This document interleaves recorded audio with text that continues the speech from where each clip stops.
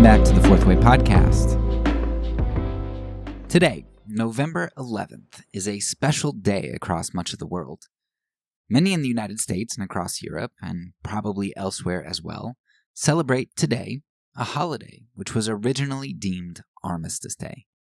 It was named as such because it began as a celebration of the armistice which ended World War I, silencing the guns and bringing what seemed to many like peace. Yet over the years, this Armistice Day celebration was not only drowned out by more thundering guns of war, it also transformed into its own antithesis. Not the celebration of peace, but the celebration of war. But I suppose such a transformation of the good shouldn't be a surprise to us, as the co-opting of the good is an age-old strategy. At the beginning of the biblical narrative in Genesis, Satan co-opts God's good garden to become an enticement unto death. Likewise, at the beginning of Jesus' ministry in the New Testament, Satan again co-opts God's goodness and human needs, and he turns them into temptations by which Jesus is offered power. Like Satan, we humans, especially human institutions and governments, human abusers, we know how to co-opt the good, how to weaponize peace.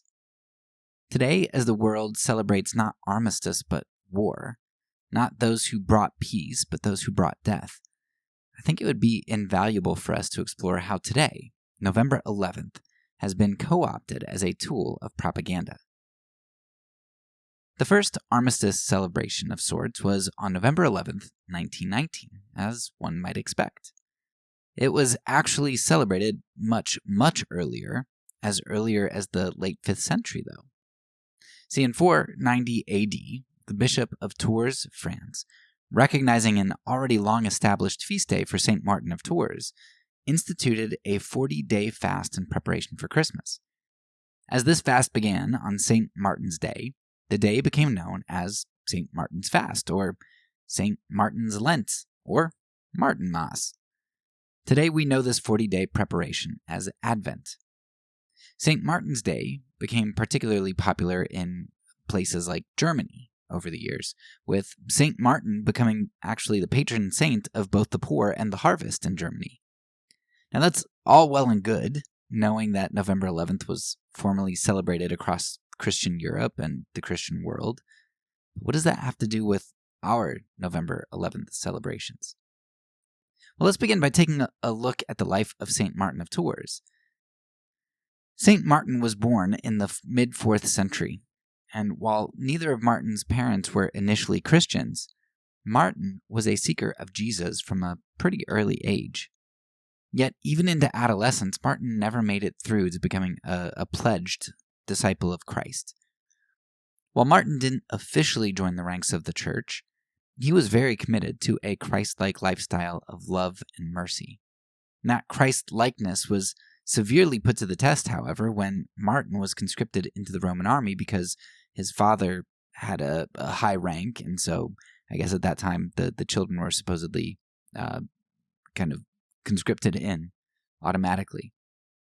Well, it was here in the military that Martin had the opportunity to see the Christ's kingdom pitted against the kingdoms of the world. Now, Martin distinguished himself from the other soldiers because he was trying to be a good Christian, and he set himself apart in a number of ways.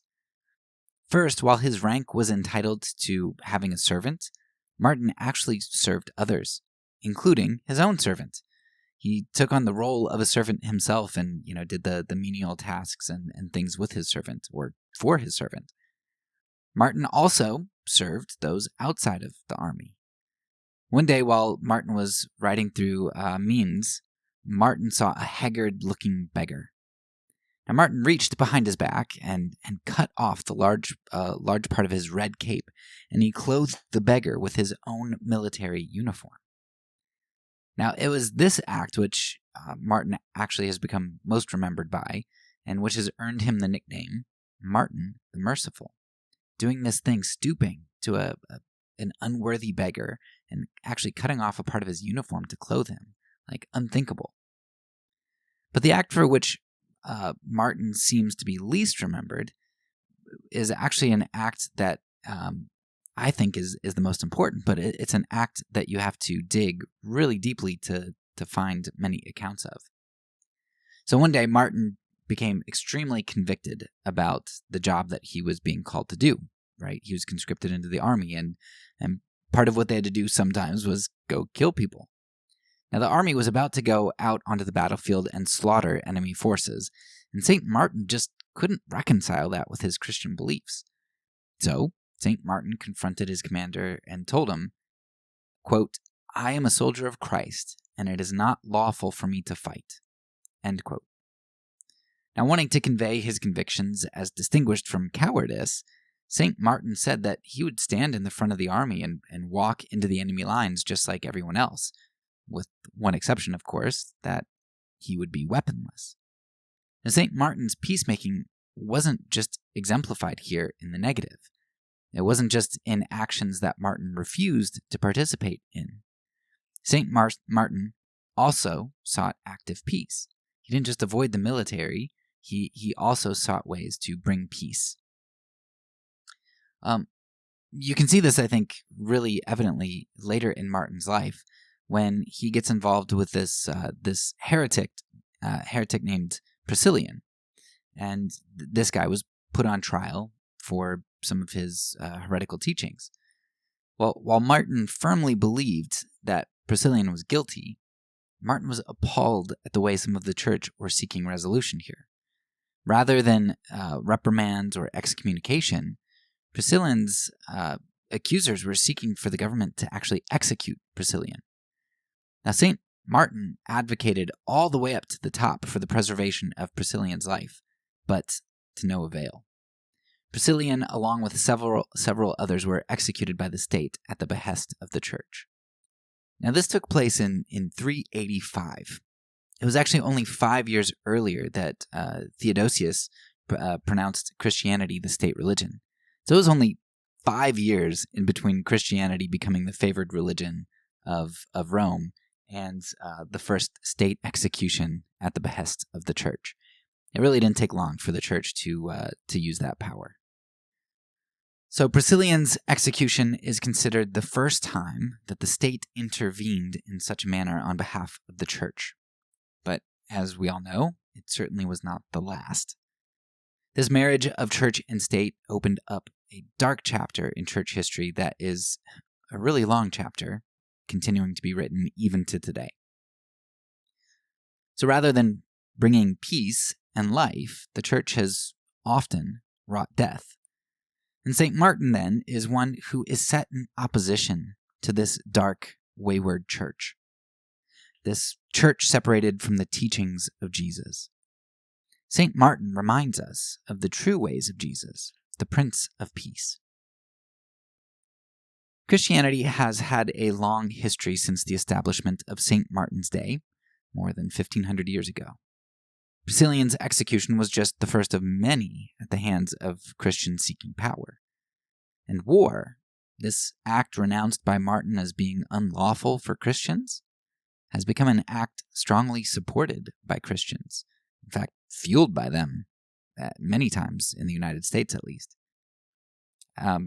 Because not only do Christians support wars, but it's an act that many Christians think one has to support in order to be a good Christian. Jesus flipped tables, but modern Christians have turned them. Rather than overturning justice, many Christians today seek to avoid injustices being done against themselves by grasping at the levers of power, which end up actually creating injustice towards others. And the mercy that Martin doled out to beggars, that's something that we no longer do because our poor are supposedly of a different sort. They're undeserving poor. Considering our warmongering, wealth-hoarding society, it really is amazing that St. Martin's Day has not only been a prominent feast day for so many centuries, but that November 11th has come to be celebrated more globally. Now, it's awesome that St. Martin has a day to commemorate all of these things that we so badly need to remember as Christians. Mercy, peace, faithfulness. That's beautiful, right? Unfortunately, St. Martin's Day has been drowned out. It's been co-opted. The celebrations in Germany and many other European countries have been turned into celebrations that are kind of similar to Halloween, with lights and candy and costumes and all that. Sometimes they'll commemorate more than this, but the most I could find is that sometimes some places will have reenactments of Martin as a soldier cutting off his red cape. Now just think about the imagery that act conveys.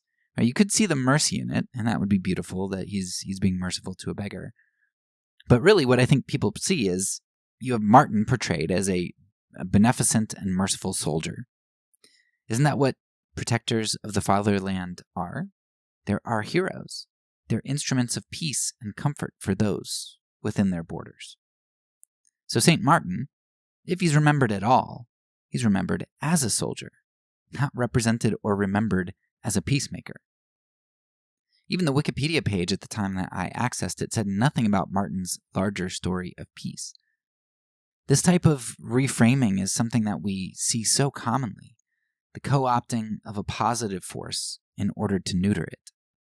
I think it was Richard Rohr who I heard argue that the church essentially did this with St. Francis.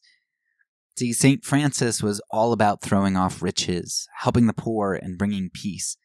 He even made an excursion into the enemy territory of a Muslim that the Europeans were fighting, and he witnessed to this leader there. Like, he went over unarmed, I think with one other guy, and they just went to witness Christ to him. So St. Francis, he sought peace and mercy. But what did the church do? Well, they gave Francis a whole order, the Franciscans. That's great, right? Just like any business will tell you, though, after a large corporation absorbs them, being co-opted doesn't allow you to disseminate your values, but rather causes you to be conformed to the larger entity or institution. The Franciscans became like St. Francis in name only because the church had largely co-opted St. Francis and transformed him into an entity that they could control. I mean, when I was in Italy, I saw some of the places used by the Franciscans, and they weren't at all the types of places that look like accommodations St. Francis would be setting up or approving of. Co-opting is essentially the weaponization of peace. It's an institution or structure that feels threatened, recognizing the threat, and then bludgeoning that threat with peace.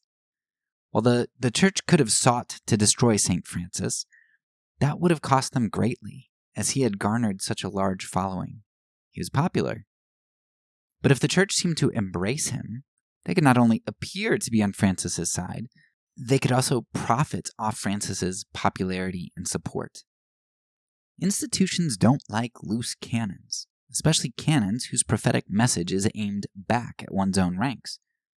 So if you commandeer the cannon, you can aim it any which way you'd like. It's not just the church that does this kind of thing. Our society and government does the same thing with people like Martin Luther King Jr. We name roads after him and put up monuments while leaving King's broader, deeper teachings and legacy unspoken, and the problems that he identified unresolved.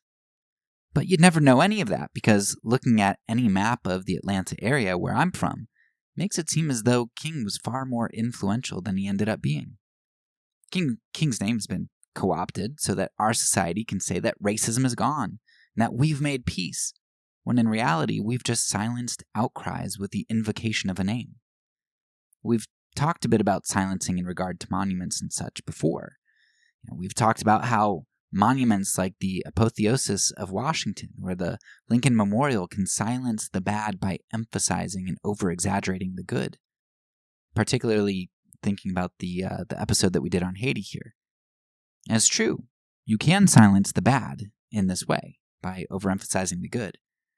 But you can also erect monuments and co-opt good leaders to make it seem as though there is recognition for their ideas when it's actually a way of silencing them.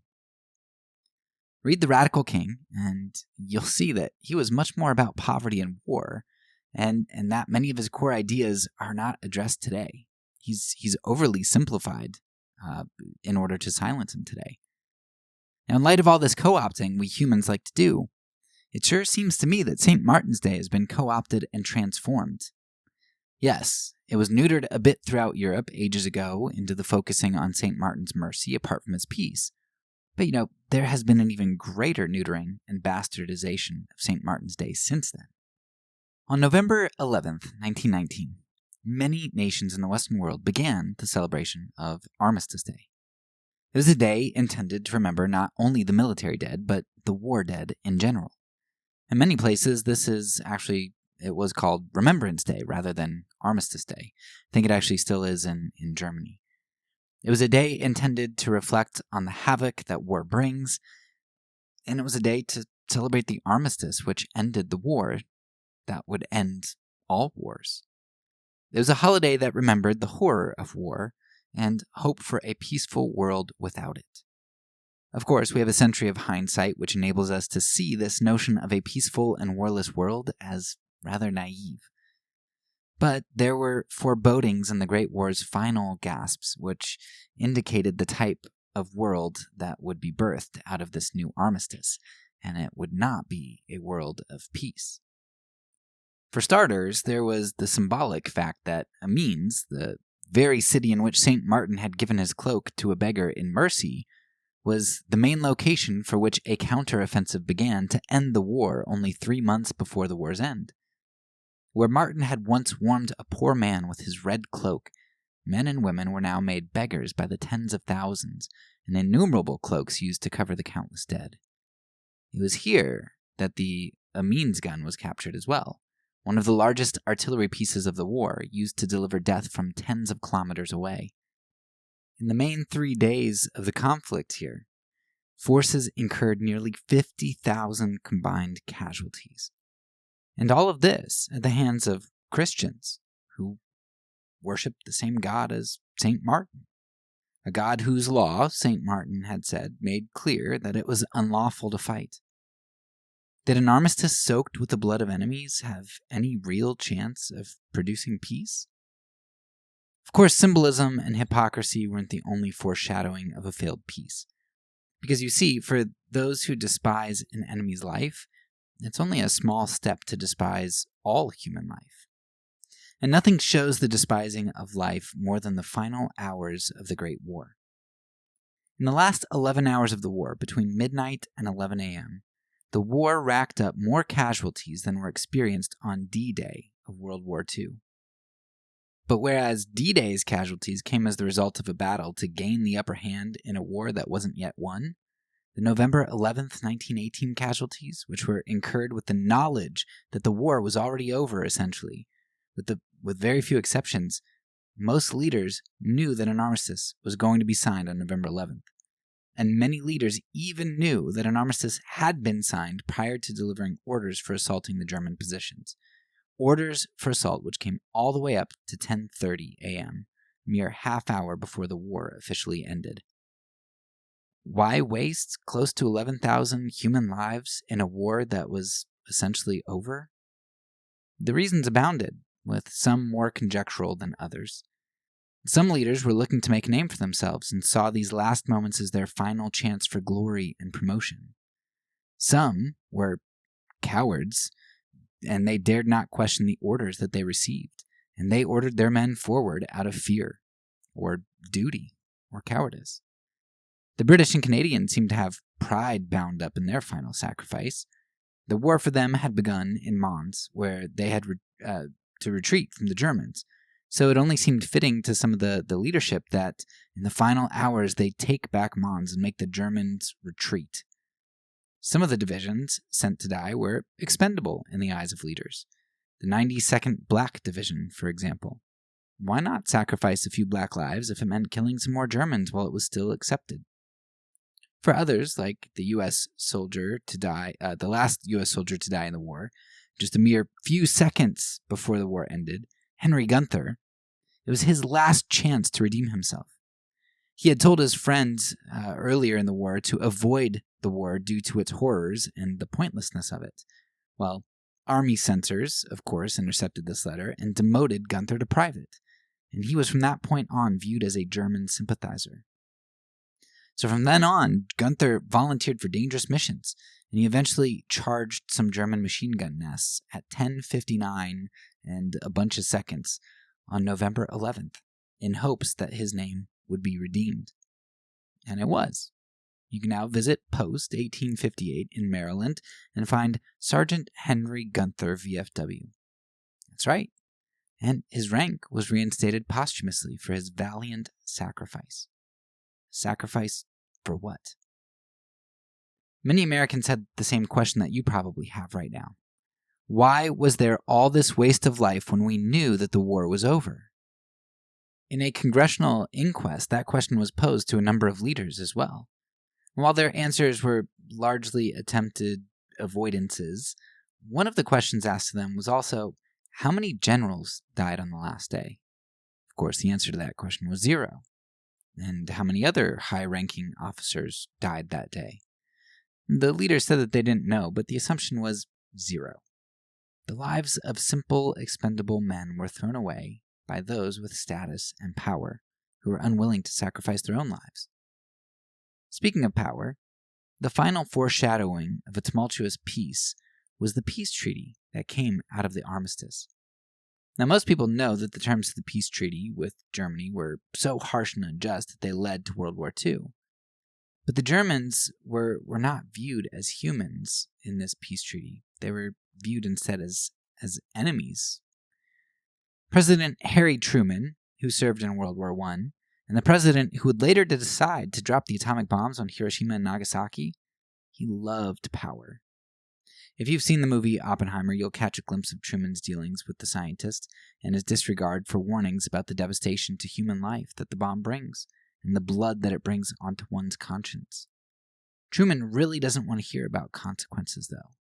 He just wants the power to do what he thinks is best for him and his people, despite that cost in human lives, especially the human lives of enemies. Truman gives us a glimpse of his disregard for this human life, including civilian lives, when he wrote a letter to his soon-to-be wife describing his hatred of the Germans. In this letter, which I'll link in the show notes, Truman said, quote, "It's a shame we can't go in and devastate Germany and cut off a few of the Dutch kids' hands and feet and scalp a few of their old men, but I guess it will be better to make them work for France and Belgium for 50 years. End quote. Of course, Truman's hatred for the Germans and his specific methods of violence here are referencing the propaganda against Germany, this idea that the Germans had gone into Belgium and were chopping off the kids' hands and stuff. So Truman just wanted some revenge. It's a sad sort of irony, though, that Belgium was the country who had gone into the Congo and chopped off tens or hundreds of thousands of human hands in their empire only a decade before. And actually, with the tacit approval of the United States, who was the first country to recognize King Leopold II's sovereignty over the Congo. But that's a rabbit trail I'll save for a distant episode that I'm planning. Anyway, the point is that there was great animosity towards Germany, and that animosity was reflected in this treaty that was called the Treaty of Peace, though it was anything but that. As a result of the so-called peace treaty, Germany was economically neutered. They lost some of their most productive land, and hundreds of thousands, if not more than 1 million people starved to death as a result of these measures, along with the blockade on Germany. While the Armistice and the subsequent peace treaty may have silenced the guns for a time, the terms only made future conflict inevitable. A few decades later, war did come, and peace was silenced by the roar of the cannons once again. All naivete about the possibility of perpetual peace, about a war to end all wars, that was thrown off. The realization that war was a way of life became clear. Especially after the final scene of the war, the destruction of Hiroshima and Nagasaki with the atomic bomb. This dropping of the atomic bomb marked death in a number of ways, not merely a death of the possibility for peace. It also meant the death of Christianity, in a sense. Consider that the Urakami district of Nagasaki was a historically Christian center of the country, home to an estimated 15,000 Christians who had avoided the government's ban on Christianity throughout the centuries. With one atomic bomb, 10,000 of the 15,000 Christians, 2/3 of them, were killed immediately. Christians killed by Christians. Yet as the Japanese Christians buried their dead, our Christian brothers and sisters, a new life seemed to spring up in American Christianity. President Truman, the destroyer of Christian lives in Japan, and the one who wanted to scalp and maim Christian children and the aged in Germany, when he was introduced as the man who helped to create Israel, Truman replied, "What do you mean helped to create? I am Cyrus. I am Cyrus." With enemies obliterated and a soon-to-be contested monopoly on nuclear weapons, and with the power to resurrect whole nations from the dustbin of antiquity, Christian America was reinvigorated with a new zeal to grasp at the levers of power. The president who would immediately follow the great President Cyrus was a man of war as well, Dwight D. Eisenhower. Eisenhower's America was now pitted against the communist threat, a threat not only to economic and political thought, but to theological thought as well. For communism was an ideology with godlessness at its core. And what could the world need more than Christian crusaders to take the helm of the most powerful nation on earth, commandeer its armed forces, and fight this godlessness? Eisenhower was aware of such symbolic force and the constituency that religious adherence promised. This is why I think, at least in part, Eisenhower became the first president to be baptized in office. He did this only 10 days into his presidency, and only 4 days prior to the first national prayer breakfast. My, how he found God fast. Maybe you think that's a little bit unfair, but baptism is like a core component of what it means to be a Christian. And Eisenhower, all the way back in 1948, half a decade before he became president, a reporter asked him about his infrequent worship in church. And Eisenhower replied, he said, quote, "I am the most intensely religious man I know," end quote. Yet he didn't get baptized until he became president. So following the baptism and the national prayer breakfast there in 1953, all within the first 3 weeks or so of his inauguration, Eisenhower, or at least his administration, the government that surrounded him, continued its symbolic push towards Christianity. Eisenhower helped to ensure that "under God" was inserted into the Pledge of Allegiance in June of 1954, and supported "in God we trust" being placed on all currency in 1955. And while all this blending of church and state was going on, this sacralizing of Christianity, Brown versus the Board of Education was decided, and racism raged on at home. Simultaneously, Eisenhower and the CIA entrenched and expanded the brutal politics of the U.S. through assassinations and threats. I think a quote from the book The Devil's Chessboard summarizes this era pretty succinctly. It says, quote, "The Eisenhower Dulles era was a Pax Americana enforced by terror. The administration ensured U.S. post-war global dominance by threatening enemies with nuclear annihilation or with coups and assassinations.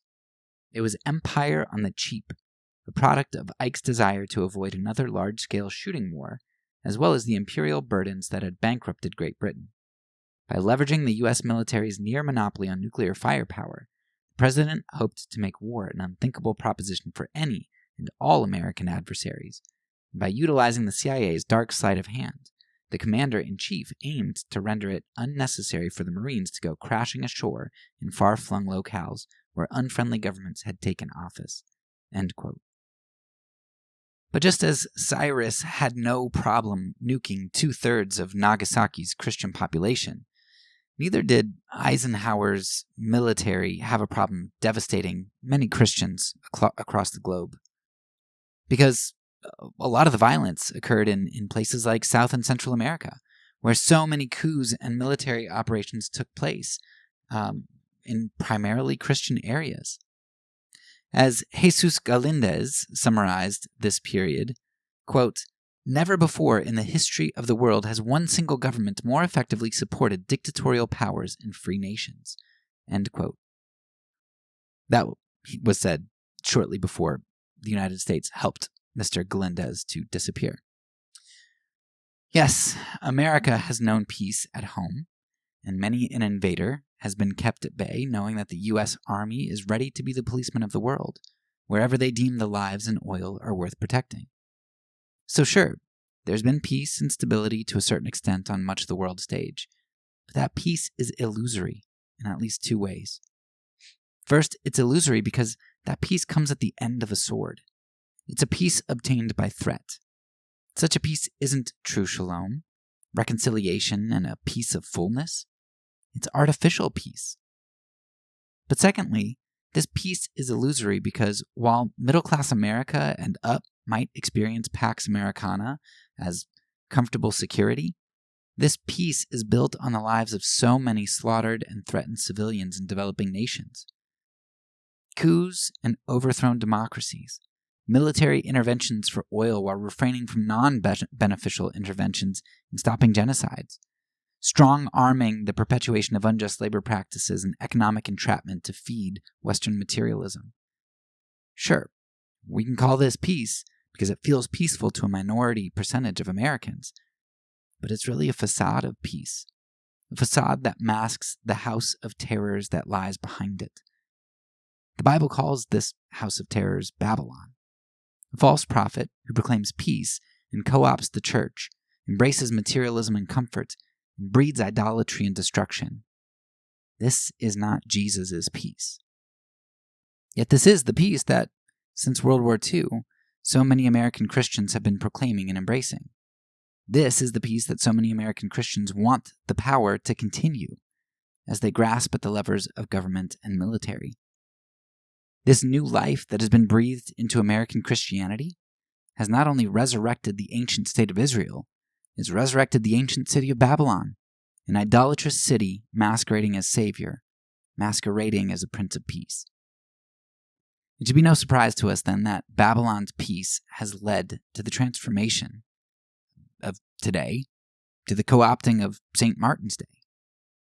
The Armistice and subsequent peace treaty that ended World War I was a peace that, like the Pax Americana and the Pax Romana, relied on the power of armies and the threat of a sword.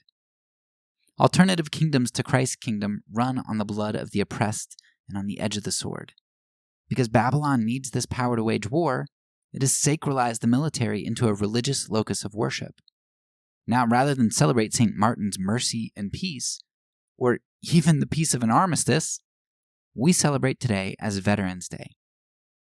But why Veterans Day? When did this change take place?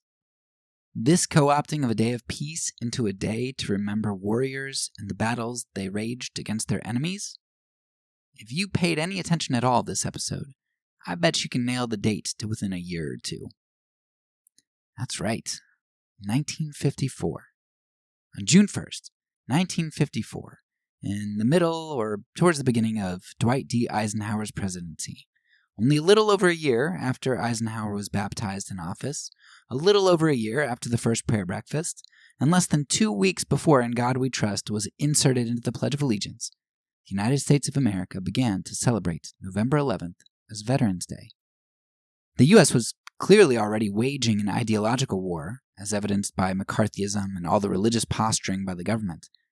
But the U.S. was also gearing up for a physical altercation with communist countries.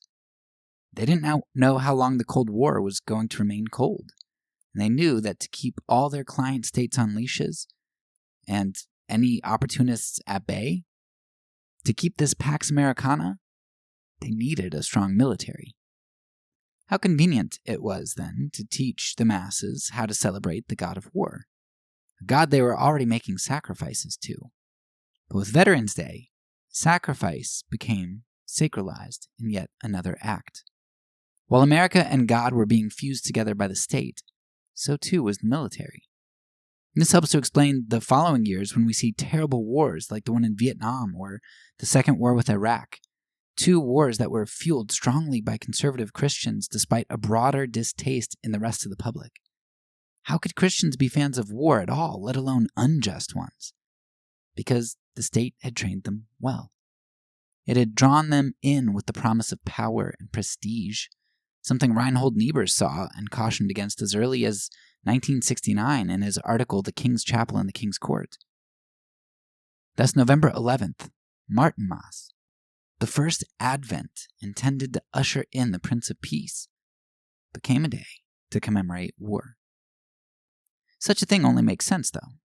I mean, those who have refused to fight have long been hated and condemned by their fellow countrymen. Why would we want to commemorate the silence of guns, this peace?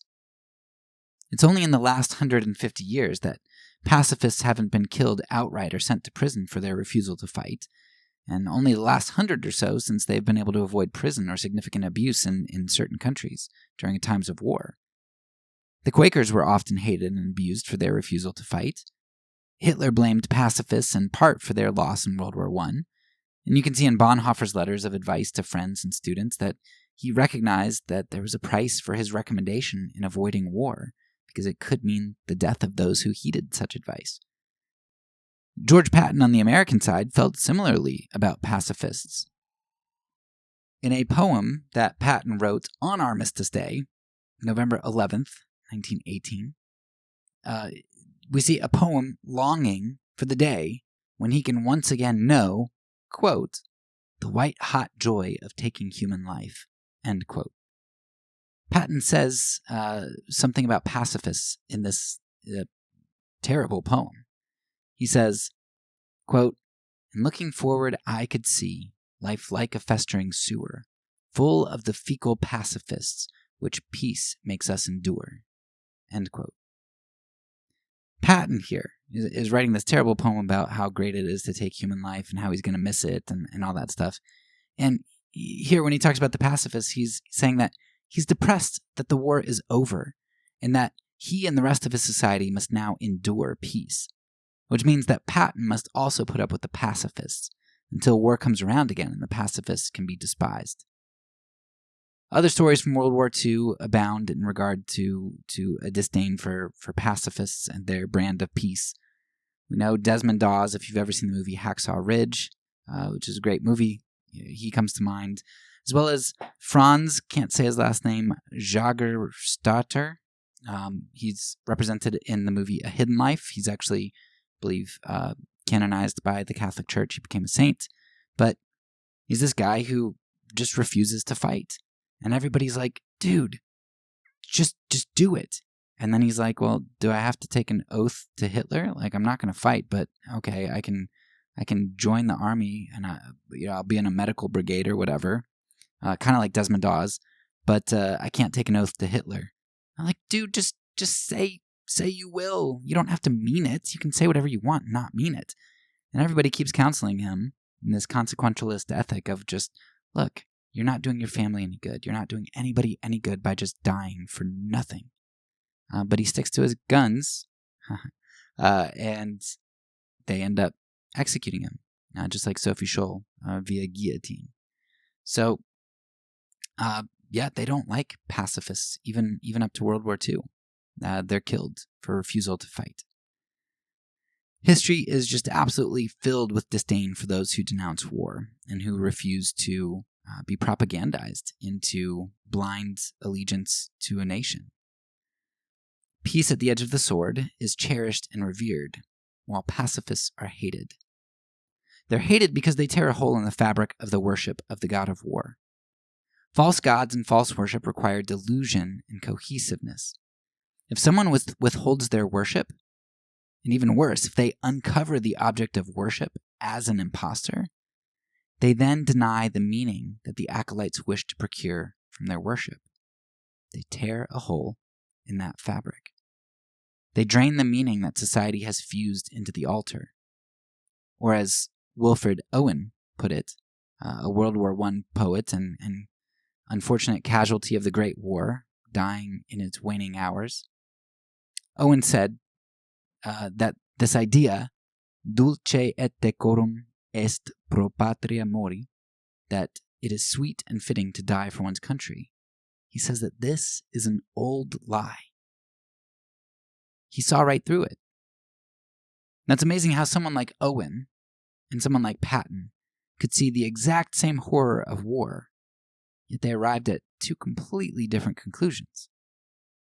I'm sure there are all kinds of motivations and reasons that go into shaping one's views about the glory or the deprecation of war. Yet I think something else that Patton said elsewhere in some of his speeches or to some of his subordinates, I think this thing that he says highlights what might often be a significant difference between those who embrace war and those who denounce it. You can also see this if you watch the movie Patton. It's in the first 5-minute speech. The guy is a terrible guy, but man, it's a really good speech that he just lays everything bare out in the open. Patton says, quote, "No bastard ever won a war by dying for his country. He won it by making some other poor dumb bastard die for his country." End quote. Patton loved war because he never planned on being a sacrifice. He planned on sacrificing the enemy on the altar of Mars or Ares. This is, in my opinion, why we Americans love war. It doesn't ever really cost us anything, does it? I mean, not really. When you compare American losses to the losses of those that we fight, our deaths are a pittance. And since Vietnam, we haven't faced any serious losses of life. We haven't made any serious sacrifices in terms of numbers killed, or even of our own property destroyed. I mean, when have we ever been threatened in the United States? Other than 9/11, we haven't really experienced any losses on the mainland. A 20-year war in Iraq and Afghanistan killed about 7,000 Americans. But for the Iraqis and the Afghans, they lost hundreds of thousands, many of those civilians. Who really was sacrificed on the altar? I mean, it makes sense, doesn't it? Patton's right, and I appreciate his candidness. War is intended to be a human sacrifice, but that sacrifice is intended to be the other person in order to benefit myself and my nation. It's only when you begin to see the other as human rather than enemy, and peace as reconciliation rather than threat, that you can arrive at a place where Ares is no longer your god. But that's not the kind of peace that Babylon wants, because Babylon fosters power and comfort. If you're the one in control and you can maintain your comfort, you do that at all costs, especially the cost of other. So today, November 11th, has long been a Christian holy day. And despite living in a secular age, it has not stopped being a holy day. This holy day, like other holidays, is a commemoration with purpose. It's a day when society and tradition tell us what and who to worship. St. Martin pointed us to look outward towards loving God and others in mercy and peace, true peace. Our modern celebration on November 11th, however, points us inward to the love of self and one's own, at the expense of other and at the denial of God's law. I think the date given for St. Martin's commemoration is especially fitting then. See, the saints are usually not commemorated on the day that they're born, but rather on the day that they die. But St. Martin isn't celebrated on either of those dates, actually, because he died on November 8th. Instead, he's celebrated on the 11th, because it was the day that he was buried, where he requested, in a cemetery for the poor. I think this is fitting for the commemoration of St. Martin, because what is peace and what is mercy other than a dying to self?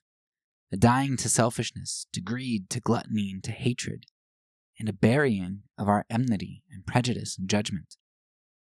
But this dying to self isn't some kind of masochistic endeavor with no hope, just being some doormat. Rather, it's a dying to one's lesser self in anticipation of the promised resurrection unto our revealed selves in Christ. This is the very thing that baptism depicts, our having died with Christ and rising again as new men and women. That's what Christianity is all about. Not making the other poor dumb bastard die for his country, not sacrificing other, but rather laying down our lives for our country, our true country, our kingdom, the kingdom of God. World War I was a terrible war filled with so much bloodshed and pain. Yet in the end, all that the weapons and the killing did was change the geography. When I was in Belgium, I actually had the opportunity to visit Ypres, a place where they had dug underground tunnels and set explosives under the enemy. Even today, 100 years after the war, the geography has been clearly marked by the war. Yet the hearts of humanity weren't changed. In fact, if anything, they were hardened with even more hatred, and it became the precursor to the next world war. Waging war against flesh and blood, against other humans, is a task unbefitting a Christian. Not only because, as St. Martin said, it is against God's law, but also because it's stupid. It doesn't work. It has the opposite results. So today, as the world around you celebrates war and celebrates those who wage it, remember St. Martin, a saint who was willing to put down his sword and die, that others might live. That's all for now. So peace, and because I'm a pacifist, when I say it, I mean it.